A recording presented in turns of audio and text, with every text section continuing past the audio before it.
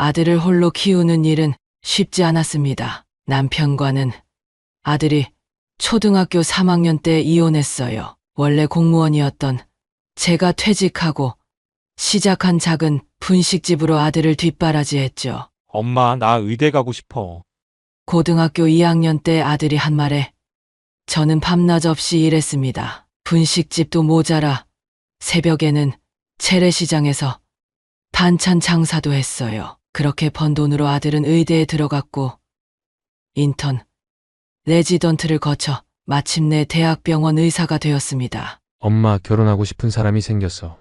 33세 아들이 처음 결혼 이야기를 꺼냈을 때 제 마음은 하늘을 날 것 같았습니다. 하지만 그 결혼은 3년 만에 깨졌어요. 아들의 첫 번째 부인은 의사 부인이라는 이유로 호화로운 생활을 요구했고 결국 그들은 이혼했습니다. 그리고 2년 후 아들은 다시 결혼 이야기를 꺼냈습니다. 이번에는 정말 좋은 사람이에요.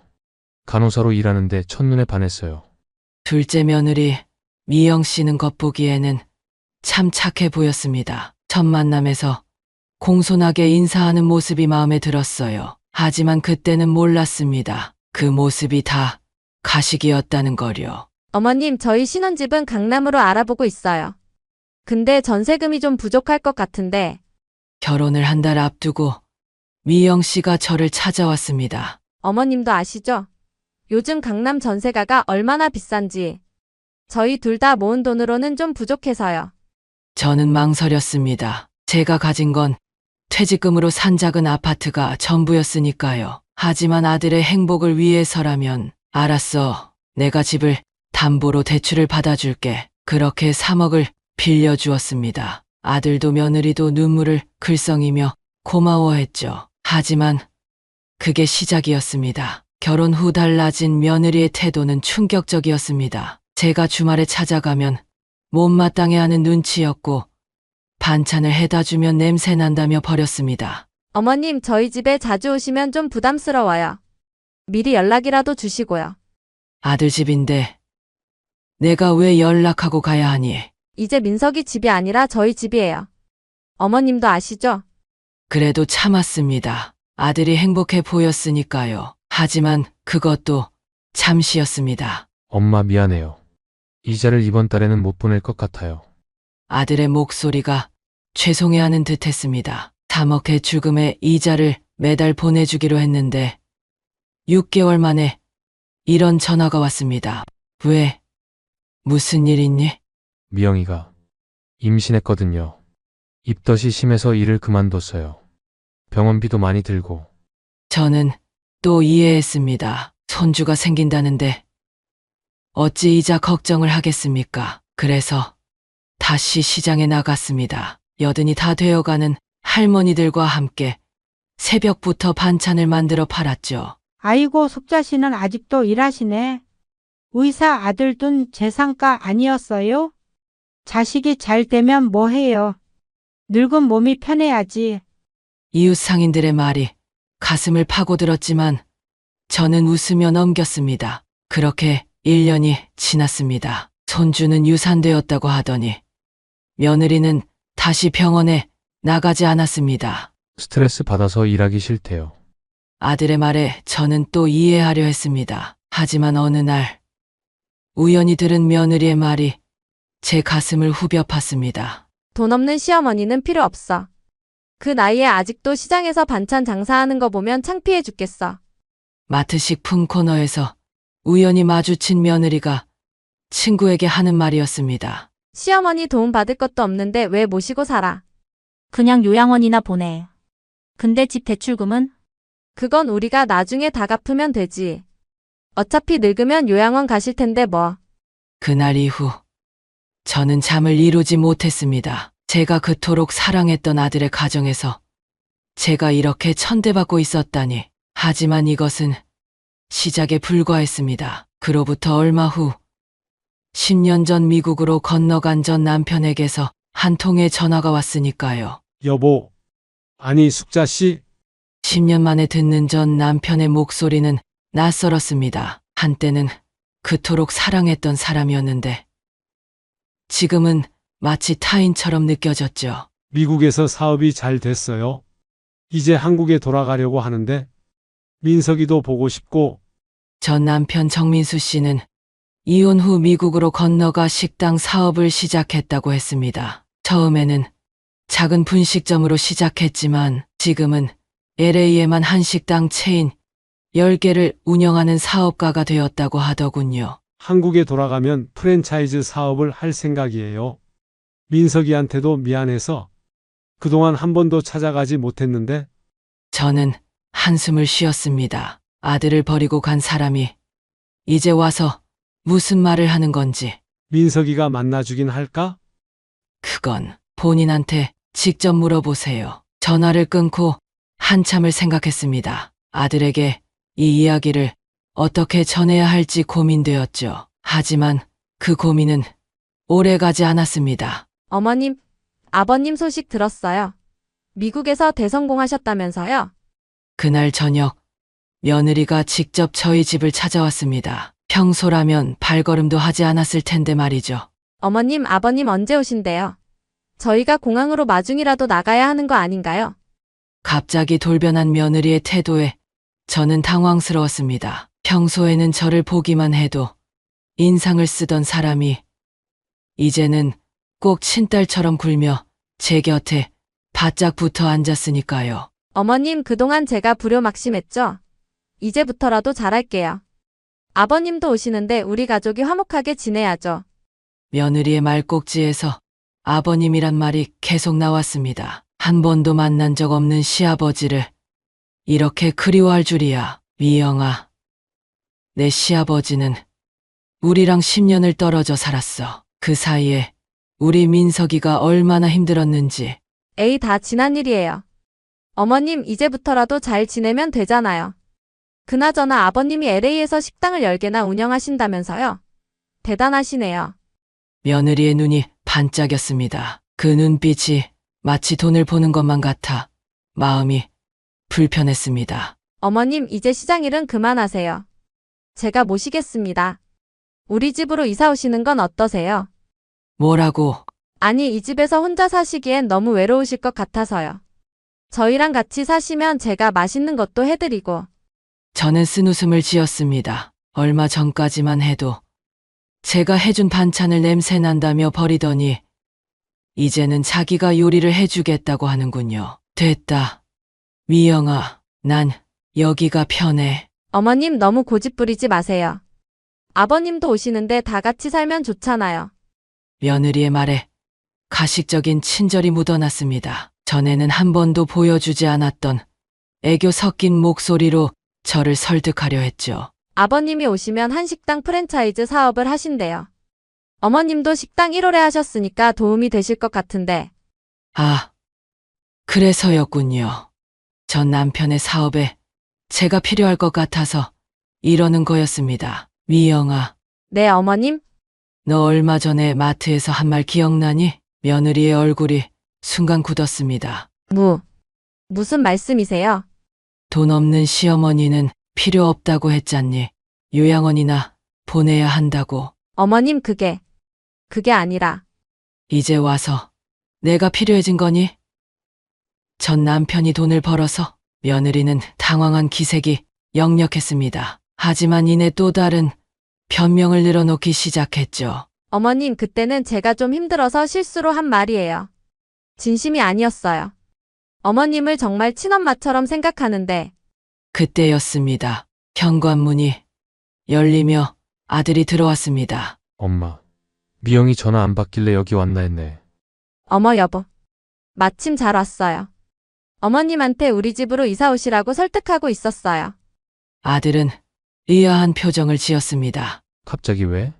평소에는 어머님 오시는 것도 싫어하더니. 여보, 그게. 아버님도 오시는데 다 같이 살면 좋잖아요. 어머님도 연세가 있으시니까 저희가 모시는 게. 아버지? 무슨 소리야? 아들의 얼굴이 순간 일그러졌습니다. 제가 아직 아들에게 전 남편 소식을 전하지 못했는데 며느리가 먼저 말해버린 것입니다. 미영아, 나가 있어 줄래?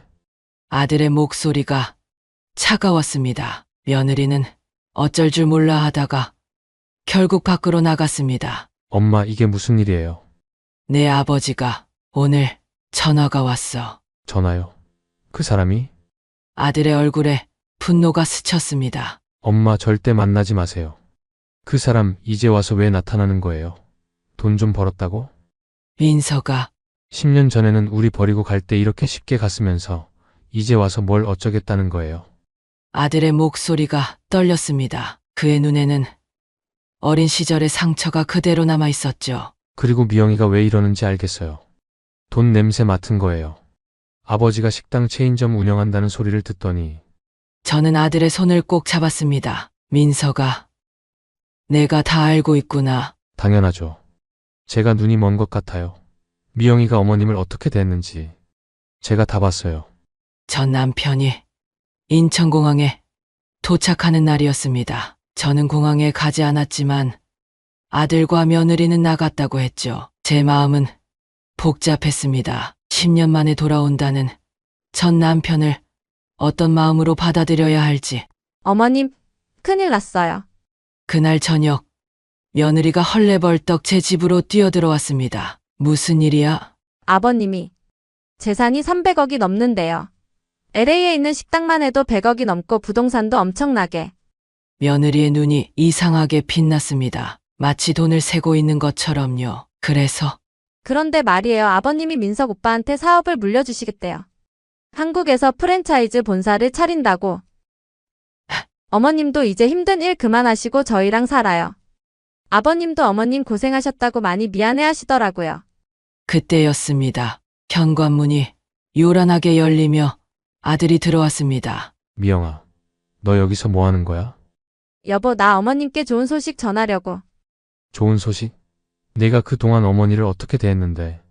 아들의 얼굴이 붉게 달아올랐습니다. 여보, 그건 다 오해. 오해라고? 내가 다 봤어. 어머니가 해주신 반찬 냄새 난다고 버리고 어머니 오시는 게 부담스럽다며 눈치 주고 이제 와서 이러는 게 말이 돼? 그건. 그때는 제가 스트레스도 많고. 스트레스? 그럼 어머니는 스트레스 없이 사셨다고 생각해? 나 출근하고 나면 시장 가서 반찬 장사하시는 거 알아? 우리 집 대출금 이자 내시려고. 며느리의 얼굴이 하얗게 변했습니다. 여보, 나도 이제 잘못 알았어요. 앞으로는 정말 잘할게요. 어머님도 용서. 용서는 무슨? 넌 아버지가 돈 좀 있다니까 이제 와서 지난 일은 다 없던 걸로 하자는 거야? 그때 또 다시 현관문이 열렸습니다. 전 남편이었습니다. 민서가 아버지, 어서 오세요. 저희가 이제 며느리가 달려가 전 남편의 팔을 붙잡았습니다. 하지만 전 남편은 차갑게 며느리의 손을 떼어냈죠. 내가 다 들었어요. 네, 공항에서 집으로 오는 길에 당신이 통화하는 걸 들었어요. 친구한테 전화해서 시아버지가 대박이야. 이제 우리 인생 역전이다라고 하던데. 며느리의 얼굴이 창백해졌습니다. 아니에요. 그건. 그리고 이제 시어머니 눈치 볼 필요 없어. 우리가 모시는 척하다가 나중에 뭐라고 했죠? 아버님, 그건 농담이었어요. 제가 너무 기뻐서. 농담? 그럼 지난 3년 동안 숙자 씨를 무시하고 천대한 것도 농담이었나요? 전 남편의 눈빛이 매서웠습니다. 사람이 진심으로 뉘우치면 용서받을 수 있죠. 하지만 당신은 진심이 아니잖아요. 돈 때문에 이러는 거잖아요. 아니에요. 전 정말로. 그만해요. 아들이 단호하게 말했습니다. 미영 씨, 우리 이혼하자. 뭐라고요? 난 더 이상 못 참겠어. 어머니를 저렇게 무시하고 이제 와서 돈 냄새 맡고 달라지는 사람이랑은 더 이상 살고 싶지 않아. 여보, 이러지 마요. 내가 잘못했어요. 앞으로는. 앞으로는 뭐가 달라질 것 같아요. 돈 때문에 사람이 이렇게까지 변할 수 있다는 게 정말 충격이에요. 며느리는 그 자리에서 무릎을 꿇었습니다. 제발. 저 한 번만 믿어주세요. 어머님, 저 용서해주세요. 하지만 저는 말없이 고개를 저었습니다. 3년 동안 쌓인 상처는 이렇게 쉽게 용서할 수 있는 게 아니었으니까요. 일어나요.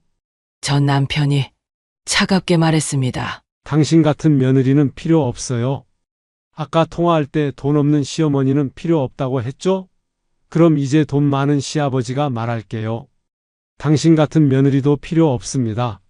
그 말에 며느리는 그대로 주저앉고 말았습니다. 이게 다 무슨 일이야. 저는 한숨을 내쉬었습니다. 이렇게 될 줄은 몰랐습니다. 아들의 두 번째 결혼도 이렇게 끝이 나는구나. 어머니, 아들이 제 손을 잡았습니다. 이제 좀 편하게 사세요. 제가 효도할게요. 민서가 그동안 제가 미영이한테 속아서 어머님 마음도 몰라주고 죄송해요. 아들의 눈에 눈물이 고였습니다. 아들아, 괜찮아. 너는 내 할 일 잘했어. 그때 전 남편이 입을 열었습니다. 숙자 씨. 제가 정말 잘못했습니다. 이제야 깨달았어요. 당신이 얼마나 힘들게 민석이를 키웠는지. 전 남편의 눈에도 눈물이 맺혔습니다. 미안해요. 정말 미안합니다. 그의 사과에 저는 아무 말도 할 수 없었습니다. 너무 많은 일이 한꺼번에 일어난 것 같았죠. 하지만 이것은 시작에 불과했습니다. 며느리가 마지막으로 던진 폭탄 같은 한마디. 그것이 우리 가족을 또 한 번 뒤흔들게 될 줄은 그때는 몰랐으니까요. 이혼은 안 돼요. 제가 임신했거든요. 며느리의 마지막 한마디에 방안이 얼어붙었습니다. 뭐라고? 아들의 얼굴이 하얗게 변했습니다. 거짓말이겠죠.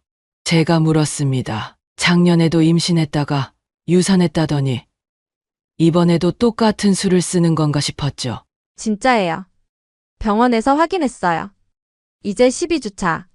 며느리는 가방에서 초음파 사진을 꺼내 보였습니다. 이걸로 협박하려는 거예요. 아들이 분노에 찬 목소리로 물었습니다. 협박이 아니라 사실이에요. 당신 자식인데 이렇게 버리고 가게요. 작년에도 임신했다고 해놓고 결국 거짓말이었잖아. 그때는 진짜 스트레스 받아서 유산된 거라고요. 이번에는 진짜예요. 제발. 전 남편이 한 발 앞으로 나섰습니다. 병원에 가서 확인해 보면 되겠네요. 네, 아버님. 당장 지금 가요. 내가 직접 의사한테 물어볼 거예요. 며느리의 얼굴이 굳어졌습니다. 지금요? 벌써 늦었는데. 우리 아들이 대학병원 의사예요. 응급실 당직 의사한테 부탁하면 바로 검사해 줄 수 있죠. 며느리는 말없이 고개를 숙였습니다. 그녀의 손이 떨리고 있었죠. 가기 싫으신가요? 전 남편의 목소리가 차가웠습니다. 그게 거짓말이었죠? 아들이 한숨을 내쉬었습니다. 어떻게 이럴 수가 있어요? 아기까지 갖고 거짓말을. 나쁜 사람 되기 싫었어요. 며느리가 갑자기 울음을 터뜨렸습니다. 그냥 다 잘 살고 싶었다고요. 시어머님도 잘하고 남편한테도 잘하고. 근데 왜 자꾸 저를 이렇게 몰아세우는 거예요? 뭐라고요? 시어머님은 매일 찾아와서 반찬 해주시고 이것저것 간섭하시고 전 숨이 막혔다고요. 그래서 그런 말을 한 거예요. 제가 잘못했어요. 인정해요. 근데 이제 와서 시아버님이 돈이 많다고 저를 쫓아내면 어떡해요? 며느리의 이기적인 변명에 우리 모두 할 말을 잃었습니다. 당신, 아들이 주먹을 불끈 쥐었다 폈습니다. 혹시 우리 결혼했을 때부터 이런 사람이었어요? 여보, 내가 왜 이제야 알았지? 당신이 이런 사람인 줄. 아들의 눈에서 절망감이 묻어났습니다. 이제 됐어요. 제가 앞으로 나섰습니다. 미영 씨, 이제 그만 가요. 어머님, 저 정말 이제부터 잘할게요. 진심이에요. 진심이라고요? 방금 전까지도 거짓말하다가 그건 저도 너무 다급해서. 다급해서 임신까지 거짓말할 수 있는 거예요? 제 목소리가 떨렸습니다. 이제 와서 뭘 더 믿으라는 거예요? 당신이 3년 동안 우리 가족에게 한 행동들이 그게 다 연기였다는 게 너무 슬프네요. 어머님, 제발. 이제 그만 가요. 며느리는 마지막으로 애원하는 눈빛을 보냈지만 아무도 그녀를 붙들지 않았습니다. 그렇게 며느리가 떠난 뒤 우리 가족은 한동안 말없이 앉아 있었습니다. 누구도 먼저 입을 열지 못했죠. 어머니, 한참 만에 아들이 입을 열었습니다. 죄송해요. 제가 사람을 잘못 봤네요. 아니야. 민서가 내 잘못이 아니야. 근데 왜 이렇게 가슴이 아프죠? 아들의 눈에서 눈물이 흘러내렸습니다. 저는 아들을 꼭 안아주었습니다. 시간이 지나면 나아질 거야. 어머니, 제가 진작에 알아챘어야 했는데. 그때 전 남편이 조심스레 말을 꺼냈습니다. 민서가 내가 너한테 못난 아버지였지? 그래서 내가 이렇게 상처받는 걸 보니까 더 가슴이 아프구나. 아들은 여전히 말이 없었습니다. 이제라도 내가 너희 곁에서 그때였습니다. 현관문 벨이 요란하게 울렸습니다. 누구지? 문을 열어보니 경찰이었습니다. 미영이가 방금 교통사고를 당했다는 소식이었습니다. 네? 현재 중태이신데 보호자분께서 빨리 병원에 와주셔야 할 것 같습니다. 라고 했습니다. 우리 가족은 서로를 쳐다보았습니다. 이게 또 무슨 일일까? 하지만 이것은 시작에 불과했습니다. 병원에 도착해서 우리가 알게 된 충격적인 진실, 그리고 그 이후 벌어진 일들은 우리의 상상을 뛰어넘는 것이었으니까요. 김미영 환자 보호자분 계십니까? 응급실에 도착하자마자 의사가 우리를 찾았습니다. 네, 저희가 보호자입니다. 아들이 앞으로 나섰습니다. 혹시 환자분과 어떤 관계이신가요? 남편입니다. 아직은요. 아들의 마지막 말에 씁쓸함이 묻어났습니다. 잠시 개인적으로 말씀 나눌 수 있을까요? 의사는 아들을 데리고 조용한 곳으로 갔습니다. 잠시 후 돌아온 아들의 얼굴이 하얗게 질려 있었죠. 민서가 무슨 일이야? 어머니, 미영이가. 아들은 말을 잇지 못했습니다. 왜? 많이 다쳤어? 아니요. 그게 아들이 떨리는 목소리로 말을 이었습니다. 미영이가 다른 남자와 연락하고 있었대요. 핸드폰이 깨져서 연락처를 확인하다가 발견했다는데 뭐라고? 그것뿐만이 아니에요. 미영이 지갑에서 다른 신분증이 나왔대요. 다른 신분증이라니? 미영이가 본명이 박수진이래요. 전과 이범, 그 순간 우리 모두 할 말을 잃었습니다. 사기죄로 2번이나 처벌받았대요. 전부 결혼을 미끼로 한 사기였고 설마 전 남편의 얼굴이 굳어졌습니다. 우리도 처음부터 계획된 거였나? 아들이 주저앉아 버렸습니다. 그의 어깨가 떨리고 있었죠. 의사 선생님이 통장 내역도 확인하셨대요. 제가 준 생활비를 전부 다른 계좌로 빼돌렸더래요. 그리고 어머니 명의로 된 대출금도 대출금은 왜? 제가 놀라서 물었습니다. 어머니 도장으로 몰래 대출을 더 받았대요. 3억이. 뭐라고? 저는 그 자리에서 쓰러질 것 같았습니다. 그래서 교통사고는 도망가다가 당한 거래요. 공항으로 가는 길이었대요. 그때 응급실 의사가 다시 나왔습니다. 환자가 의식을 되찾았습니다. 보호자분 면회 가능하십니다. 우리는 서로를 쳐다보았습니다. 아무도 선뜻 나서지 못했죠. 제가 가보겠습니다. 결국 아들이 일어섰습니다. 혼자 가면 안 돼. 전 남편이 아들의 어깨를 잡았습니다. 내가 같이 가마. 병실로 들어가는 두 사람의 뒷모습을 보며 저는 한숨을 쉬었습니다. 세상에 이런 일이 다 있다니. 잠시 후 병실에서 고성이 들렸습니다. 미안해요. 민석 씨. 전 정말, 미안하다고요? 지금 이게 미안하다고 될 일입니까? 처음에는 진짜 사기 칠 생각 아니었어요. 근데 민석 씨가 너무 순해서 그래서 제가 순하다는 걸 악용한 거예요. 돈이 필요했어요. 제가 전 남자한테 사기 당해서. 거짓말은 이제 그만하시죠. 전 남편의 차가운 목소리가 들렸습니다. 경찰에 다 확인했습니다. 당신이 전국에서 같은 수법으로 5명의 남자를 속였다는 것도요. 아버님, 아버님이라고 부르지 마세요. 당신 같은 사람이 우리 가족을 망치게 둘 수는 없습니다. 그때였습니다. 경찰이 병실로 들어왔습니다. 박수진 씨, 피해자들이 고소장을 접수했습니다. 일단 조사를 받으셔야 할 것 같네요. 지금요? 전 다쳤는데 걱정 마세요. 의사 소견상 이제 조사받기에는 충분한 상태라고 하시네요. 며느리, 아니, 사기꾼 박수진의 얼굴이 창백해졌습니다. 민석 씨, 제발 저 한 번만 봐주세요. 앞으로는 정말 이제 됐습니다. 아들이 돌아섰습니다. 당신이 저한테 했던 모든 말이 거짓말이었다는 걸 이제야 알겠네요. 아들이 병실을 나서려는 그 순간 박수진이 소리쳤습니다. 그래요. 다 거짓말이었어요. 처음부터 돈만 보고 접근한 거예요. 당신같이 순진한 사람 만난 게 제 인생 최고의 행운이었다고요. 근데 왜 이렇게 됐을까요? 시아버지가 돈이 많다는 소식만 들었어도 제가 이러진 않았을 텐데. 아들은 대답 없이 병실을 나왔습니다. 그의 눈에는 눈물이 고여 있었죠. 괜찮아, 민서가. 전 남편이 아들의 어깨를 두드렸습니다. 이제 다 끝났어? 아버지, 나도 이제야 진짜 아버지 노릇 해보려고요. 늦었지만 두 사람의 모습을 보며 저는 눈물을 참을 수 없었습니다. 아픔이 있어야 성장하는 걸까요?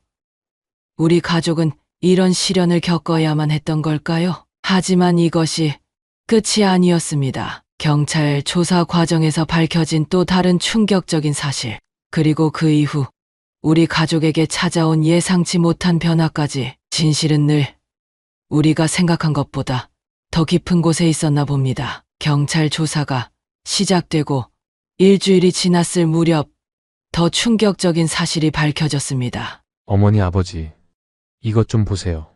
아들이 들고 온 서류 뭉치에는 박수진의 지난 10년간의 범죄 기록이 담겨 있었습니다. 이 여자가 전국에서 12명의 의사를 속였대요. 그리고 그중 한 명은 아들의 목소리가 떨렸습니다. 그중 한 명은 3년 전에 자살했대요.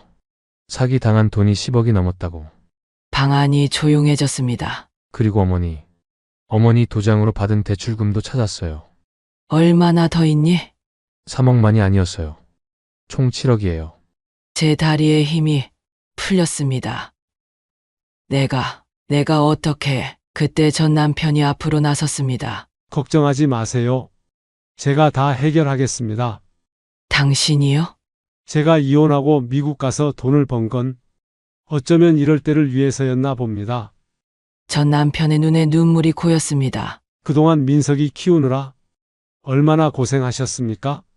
이제는 제가 갚을 때입니다. 여보, 처음으로 제 입에서 여보라는 말이 나왔습니다. 30년 만이었죠. 제가 잘못했습니다. 그때 도망치듯 떠나서. 그만해요. 이제 와서 그런 말을. 아니요. 꼭 하고 싶었던 말입니다. 당신이 없었다면 민석이가 이렇게 훌륭한 사람이 되지 못했을 거예요. 아들이 눈물을 훔쳤습니다. 아버지, 그리고 민석아, 너한테도 미안하다. 아버지가 늘 곁에 있었어야 했는데. 아니에요. 제가 이해해요. 그리고 이렇게 돌아와 주셔서 감사해요. 그렇게 우리 가족은 30년 만에 처음으로 진심 어린 대화를 나눴습니다. 며칠 뒤 경찰서에서 연락이 왔습니다. 박수진이 구속된다는 소식이었죠. 피해자가 20명이 넘었습니다.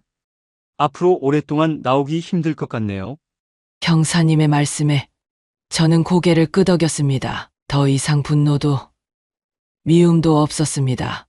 그저 허탈함만이 남았죠. 어머니, 아들이 제 손을 잡았습니다. 이제부터는 제가 효도할게요. 그동안 며느리 때문에 너무 마음 고생하셨잖아요. 아니야. 내가 잘 자라준 것만으로도 난 충분해. 아버지도 이제 한국에서 새로 시작하시잖아요. 우리 다 같이 살아요. 전 남편이 고개를 저었습니다. 아니, 난 따로 살 거야. 대신요? 매일 찾아와서 밥 먹고 갈게. 그동안 못 먹은 숙자씨 된장찌개도 먹고.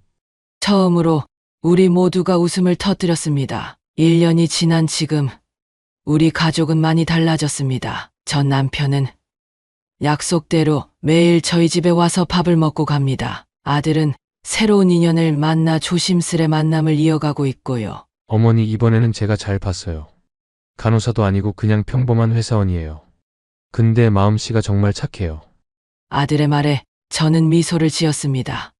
그래, 이번에는 천천히 알아가렴. 네, 어머니. 이제는 돈보다 중요한 게 뭔지 알아요. 사람의 마음, 그게 가장 중요하다는 걸 우리는 뼈저리게 깨달았습니다. 며느리, 아니, 박수진이 준 상처는 아직도 남아 있습니다. 하지만 그 상처 때문에 우리 가족은 더 단단해졌습니다. 서로를 더 이해하게 되었고, 더 소중히 여기게 되었으니까요. 엄마, 아빠. 밥 먹으러 왔어요. 현관문 밖에서 들리는 아들의 목소리에 저는 얼른 앞치마를 둘렀습니다. 오늘도 우리는 함께 식탁에 앉아 이런저런 이야기를 나눌 것입니다. 이제는 알겠습니다. 돈이 전부가 아니라는 것을, 그리고 진정한 가족의 의미가 무엇인지를. 여러분의 가정에도 이런 시련이 찾아온다면 부디 희망을 잃지 마세요. 어떤 어려움이 와도 가족은 가족입니다. 서로를 믿고 의지하다 보면 반드시 새로운 시작이 찾아올 테니까요. 감사합니다. 인생 노트였습니다. 구독과 좋아요는 더 좋은 사연을 전해드리는데 큰 힘이 됩니다.